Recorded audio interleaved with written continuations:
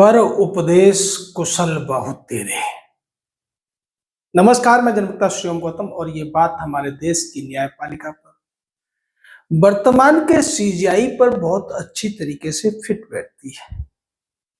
वो जिन चीजों को आचरण में नहीं उतारते हैं, उन्हीं चीजों को विदेशों में जाकर लोगों को ज्ञान के तौर पर परोसते हैं। और यहाँ एक और संयोग है कि भारत के सीजीआई हो या फिर नेता प्रतिपक्ष हो, विदेशों में जाकर दोनों ही एक जैसी बातें करते हुए नजर आते हैं। अब इसके पीछे क्या पारिवारिक विरासत है? क्योंकि वर्तमान जो सीजीआई हैं, उनके पिता भी कांग्रेस की कृपा से राज्यपाल रहे हैं, कांग्रेस के गठबंधन में रहे हैं। और दूसरी तरफ जो व्यक्ति भारत का नेता प्रतिपक्ष या फिर नेता प्रपंच है, वो तो कांग्रेस का एक तरीके से राजघराना ही है। पहले मॉरिशस में उन्होंने एक तरीके से उत्तर प्रदेश के मुख्यमंत्री की बुराई की, उन्हें जल्लाद तक कहने की कोशिश की। जब भारत के सीजीआई ने मॉरिशस में कहा कि हम सरकारों को जज, जूरी और जल्लाद नहीं बनने दे सकते, इसलिए हमने बुलडोजर वाला फैसला बदला था। अब ताइवान के हनोई यानी कि ताइवान की जो कैपिटल है, वहां लॉ एशिया नाम की एक कॉन्फ्रेंस हुई और उस कॉन्फ्रेंस में भारत के सीजीआई ने जो बातें रखी हैं, उन्हें किसी भी तरीके से देश की प्रशंसा में तो नहीं कहा जा सकता है। उन्होंने वहां पर अपनी जाति का भी जिक्र किया, जबकि वो खुद ही कहते हैं कि वो एक बौद्ध हैं। बौद्ध में तो जाति नहीं होती है। उन्होंने कहा कि मैं निचली जाति से आता हूं, लेकिन संविधान की वजह से मेरे गरिमा के साथ किसी भी तरीके का भेदभाव नहीं हुआ।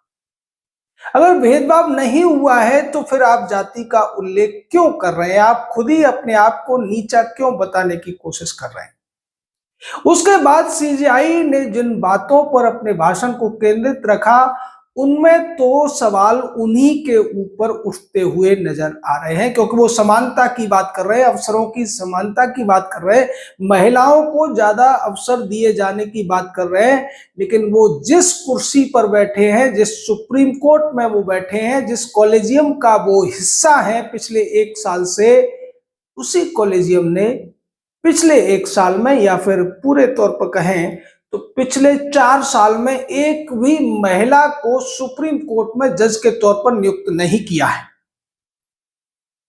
पहले वो सुप्रीम कोर्ट के एक सदस्य के नाते जिम्मेदार बनते हैं और पिछले 1 साल से वो चूंकि सुप्रीम कोर्ट के कॉलेजियम के सदस्य हैं, जस्टिस संजीव खन्ना के समय पर भी वो कॉलेजियम के सदस्य थे और वर्तमान में भी वो कॉलेजियम के सदस्य यानी कि एक तरीके से उसको हेड कर रहे हैं।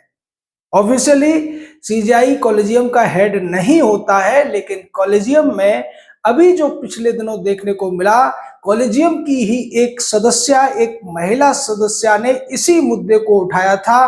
तब उस मुद्दे पर सीजीआई बीआर गवई चुप्पी साध गए थे। उन्होंने जस्टिस बीवी नागरत्ना के सवालों का जवाब नहीं दिया था, लेकिन वो हनोई में जाकर ये कहते हुए नजर आते हैं कि महिलाओं को भी हर क्षेत्र में समान अवसर मिलने चाहिए। जैसे सीजीआई गवई के रहते हुए ही भारत के सुप्रीम कोर्ट ने ये सुनिश्चित किया कि भारत की आर्मेड फोर्सेस में महिलाओं को भी फ्रंट पर लड़ने की, फ्रंट पर पोस्टिंग की स्वतंत्रता होनी चाहिए, बराबरी होनी चाहिए। जबकि प्राकृतिक रूप से महिला और पुरुषों में कई सारे अंतर होते हैं और उसकी वजह से इतनी खतरनाक जगहों पर महिलाओं की पोस्टिंग आर्मी नहीं करती थी, लेकिन अब उसमें भी सुप्रीम कोर्ट घुसता हुआ नजर आ रहा है। दूसरी तरफ जो जजों के पद होते हैं, उसमें जैसा कि उन्होंने अपने भाषण में कहा कि क्या महिलाओं के निर्णय करने की जो क्षमता है, उनकी जो योग्यता है, वो पुरुषों से कम होती है। ऐसा भारत में कोई नहीं मानता, लेकिन ऐसा लगता है कि भारत का सुप्रीम कोर्ट, भारत के सुप्रीम कोर्ट का कॉलेजियम इसी बात को मानता है और यही वजह है कि पिछले 4 सालों में एक भी महिला को एलिवेट करके प्रमोट करके हाई कोर्ट से सुप्रीम कोर्ट नहीं लाया गया है। और इस बार जो आखिरी प्रमोशन के मुद्दा आया था उस समय तो बाकायदा इस मुद्दे पर एक कॉलेजियम की सदस्या ने ऑब्जेक्शन किया और ये कहा था कि जिस जज को आप प्रमोट करके सुप्रीम कोर्ट ला रहे हैं उससे 2 महिला जज सीनियर हैं, आप एक महिला को भी सुप्रीम कोर्ट ला सकते हैं। लेकिन उस मुद्दे पर अड़ियल रवैया अपनाने वाले हमारे सीजेआई विदेशों में जाकर ये कहने की कोशिश कर रहे हैं कि वो ही सबसे बड़े संविधान के समानता के अधिकार को लागू करने वाले या उसकी वकालत करने वाले झंडाबरदार हैं। यानी वही बात जिससे हमने शुरुआत की कि पर उपदेश कुशल बहुतेरे, सभी डिपार्टमेंट में हर क्षेत्र में आप महिलाओं की वकालत करेंगे लेकिन सुप्रीम कोर्ट में उनको आने से रोकेंगे, उनके आने पर वीटो लगाएंगे। ये कहां का न्याय है? वैसे तो भारत की न्यायपालिका कितना न्याय कर रही है ये तो 5.5 करोड़ केसेस की पेंडेंसी से ही पता चल जाता है। लेकिन दूसरी तरफ आप बड़े बड़े नेताओं, बड़े बड़े अपराधियों, बड़े बड़े भ्रष्टाचारियों के केस को जिस तत्परता के साथ जितनी जल्दी सुनते हैं और उनको जितनी जल्दी रिलीफ देते हैं, उससे तो ऐसा संदेश जाता है कि भारत में फास्ट ट्रैक कोर्ट चल रहा है।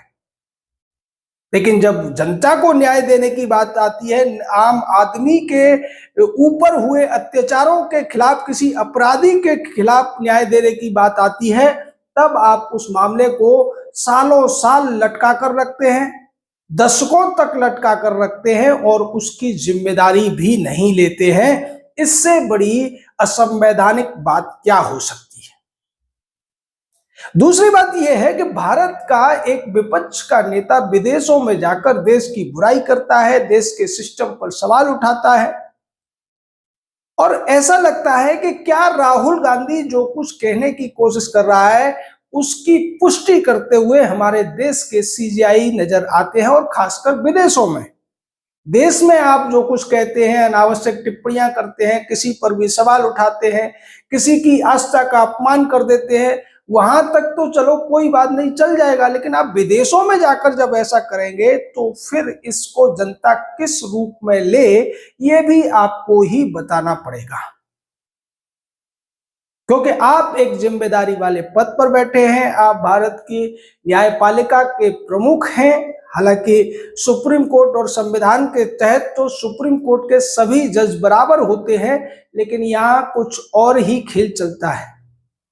जो हाई कोर्ट में सीनियर होते हैं वो सुप्रीम कोर्ट में जूनियर बन जाते हैं और केवल शपथ लेने के समय के आधार पर ये सीनियरिटी डिसाइड हो जाती है और उसी से ये फिक्स हो जाता है कि फलाना जज सीजेआई बनेगा, फलाना उसके जो कॉलेजियम होगा उसका सदस्य रहेगा। न योग्यता का यहाँ पर कोई पैमाना है, न वरिष्ठता का कोई पैमाना है, कोई भी पैमाना। और तो और यहाँ महिला पुरुष की जो समानता की बात की जाती है उसका भी कोई पैमाना नहीं है। आप न संविधान को मानते हैं, न भारतीय संस्कृति की परंपराओं को मानते हैं, न विरासत को, न इतिहास को मानते हैं। यानी अपने फायदे के लिए जो कुछ है आप उसको मानते हैं या फिर आप एक आइडियोलॉजी विशेष को ही मानते हैं। और अब जो भाषण आपने ताइवान में दिया है उसके बाद तो ऐसा लगता है कि एक तरफ राहुल गांधी, एक तरफ सीजेआई, दोनों ही भारत की बुराई करने में कुछ अच्छा महसूस करते हैं। आप इस देश के नागरिक हैं, इस देश के नागरिकों की जेब से जाने वाले पैसे से आपको सैलरी मिलती है, आपका जो उत्तरदायित्व है वो राष्ट्र के प्रति है, संविधान के प्रति है, इस भारत के जनमानस के प्रति है, उसका थोड़ा ध्यान रखने की जरूरत है। लेकिन अब आप क्या ध्यान रखेंगे कि क्योंकि अगले आने वाले 24 नवंबर को आप रिटायर होने वाले हैं, आपके पास ले देकर 40 दिन बचे हैं, लेकिन ऐसा लगता है कि इन 40 दिनों में भी आप भाषणबाजी का कोई भी मौका गंवाना नहीं चाहते हैं। और यही वजह है कि आपने जिस सुप्रीम कोर्ट में महिलाओं की एंट्री को बैन कर रखा है उसी बात को लेकर आप विदेशों में अपना डंका पीटते हुए नजर आ रहे हैं, महिला अधिकारों की बात करते हुए नजर आ रहे हैं, लेकिन भूल जाते हैं कि दीपक तले अंधेरा है। सीजीआई महोदय, अगर महिलाओं के अधिकारों की इतनी ही चिंता है तो हाई कोर्ट्स और सुप्रीम कोर्ट में महिलाओं को जज के तौर पर नियुक्त कीजिए, अपने चहेतों को रेवड़ियां बांटना बंद कीजिए। लेकिन वो इतनी आसानी से इस सब को करेंगे, इसकी कोई उम्मीद नहीं है। उम्मीद केवल जनता से है, जो जनता इस असंवैधानिक कॉलेजियम सिस्टम को एक दिन उखाड़ कर फेंक देगी। इसके खिलाफ जब जनता में जागरूकता फैलेगी, तब उसको समझ में आएगा कि आज भारत में सबसे बड़ी समस्या न्यायपालिका की समस्या है, और उसको अगर ठीक करना है, उसको सुधारना है, तो सबसे पहले इस असंवैधानिक कॉलेजियम सिस्टम को खत्म करना पड़ेगा। उसके लिए जनता को जागरूक होना पड़ेगा, जनता को अपनी राय व्यक्त करनी पड़ेगी, और यही हमारी बार बार आपसे कोशिश है कि आप जागिए। देश आपका आभार व्यक्त करेगा अगर आप इस पूरे मामले में योगदान देते हैं। तो हमारे साथ जुड़े रहिए, चैनल को सब्सक्राइब कीजिए, लाइक हाइप कीजिए, अपनी राय दीजिए शब्दों की मर्यादा में रहकर। जय हिंद, जय भारत।